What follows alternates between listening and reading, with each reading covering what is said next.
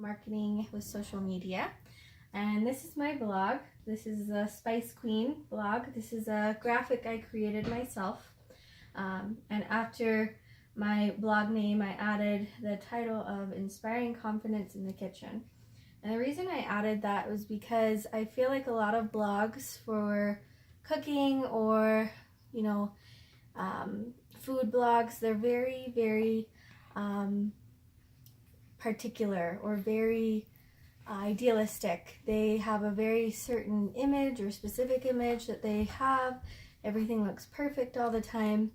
And one of the things I wanted to do with my blog was to help women feel like, or just anybody, not just women, but help people feel like you don't have to have the perfect meal that looks amazing and you have all of the perfect dishes to go with it. I wanted it to be something a little more realistic and help people feel like these are simple recipes or easy recipes to follow so that you can be successful with your cooking and have some confidence in your kitchen as well. So some of my market research, these are some competing blogs. One of them is called Oh Sweet Basil. Then there's something called Oh So Delicioso Tasty, which is one of probably the biggest blogs out there. And then another blog that kind of channels what I'm looking to do called Bad Home Cooking. But I wanted to help people inspire or feel inspired to make something that didn't have to look perfect all the time, or maybe they had a story about how they screwed up this recipe and they worked on it 100 times and finally they got it perfect. A lot of these blogs, if you take a look at them, there are very beautiful photos, which is something that I wanted for my blog as well, because you want people to be enticed to making that recipe, obviously. But a lot of their stories are very superficial, very surface level. A couple times they've gone into some backstory a little bit and been a little more personable. But I wanted my blog to showcase something that had a little more personality. One of the reasons I chose the name Spice Queen is because my background, I am half Indian, and I tend to like my food a little more with flavor. So a lot of my recipes have a little more flavor than what people may not be used to, and that's okay. Or maybe they're not comfortable mixing those spices or ingredients together, and that's something that I wanted to showcase as well. So my target market are generally adults between 25 to 50, and I plan to use keywords like food, home cooking, chefs, things like that, so that I can target that market. If you look here, this is a diagram of some of the most successful blogs. This Tasty blog has got over 1 million followers. It's very successful. They do similar, simple, fast, easy. They do a lot of videos as well to kind of intrigue people or stop them in the middle of their news feeds. With Sweet Basil, they tend to do a lot more family-oriented blogging. Oh So Delicioso is very light and sweet. It's very simple. They have a lot of variety though.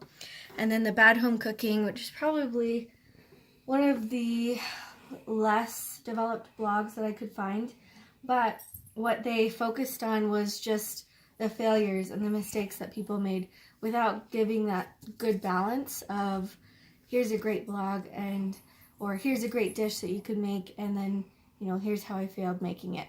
So they didn't really balance it out. I wanted my blog to be a good balance. I wanted to have similar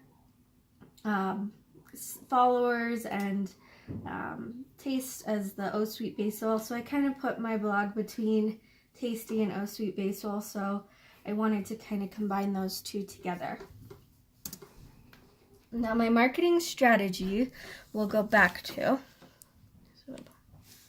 Alright, now to the blog. Alright, so this is the blog. You can see my tag right here, and then I've got on the home page, I've got some recipes. This first one is about sugar cookies. and I tell a little story about Christmas and how hard it is to make these. Definitely worth it. I have the recipe in every single story. These are some rolls we make. This is a little story to go along with those rolls. Some peanut butter brownies that we love making.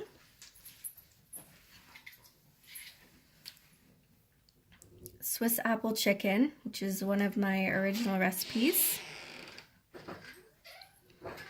Chocolate chip cookies, that's another original.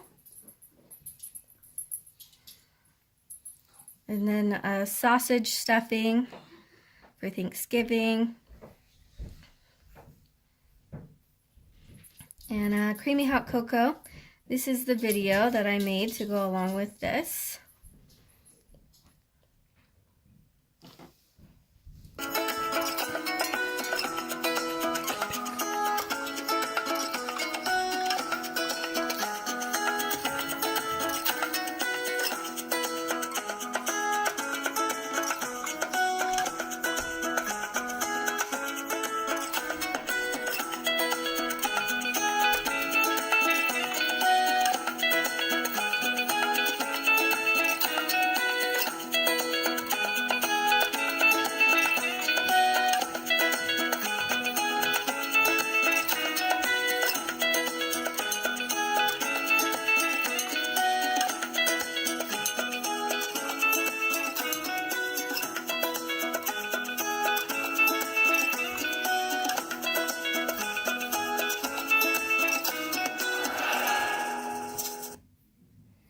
Alright, and just quickly going on to some of my other pages here.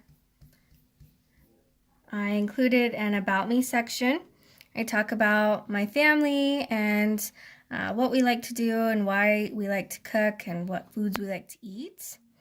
And essential kitchen tools, which I think is going to be great for boosting my followers. I've got a lot of links in here and a lot of tools that are really great that'll sell products. I have a contact section. And then I have an FAQ. These are some of the questions that I found on other blogs that were really popular. I'll just go back to my presentation here. So some of my marketing strategy is to post twice a week, generally on weekends. That's when you get the highest amount of follows. Advertise products with links through Amazon, get sponsorship, team up with other successful blogs, and a lot of those bloggers, they'll team up in contests with prizes where, you know, you follow a certain blog that's connected to a larger one and you could win a prize. And then a lot of other follow for follow techniques as well. So some of the metrics that we can use to measure are actually recorded just right through blog or WordPress. So if you come here, you can look at the stats that you've had. So far I've had a few follows or views as well, which has been great. And I hope that as I continue to move forward, it'll just keep growing.